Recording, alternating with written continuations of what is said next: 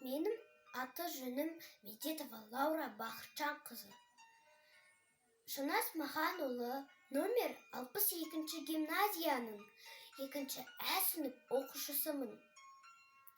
Желсіз түнде жарықай. Абай Құнанбаев. Желсіз түнде жарықай.